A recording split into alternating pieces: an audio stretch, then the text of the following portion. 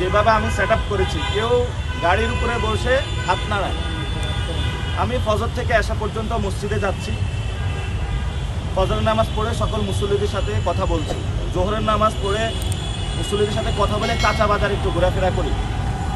তো মসজিদ থেকে যখন বের হয়ে টুপিটা মাথায় থাকে, এবং মসজিদে তো টুপি পরে নামাজ পড়তে হবে। এবং আমার মসজিদে গেলে অনেকে বলে যে হাজি ভাইরে আমরা টুপি পরাইয়া দিছি, আপনি টুপি পরেন। ইমাম সাহেব বলে যে টুপি পরে নামাজ পড়েন।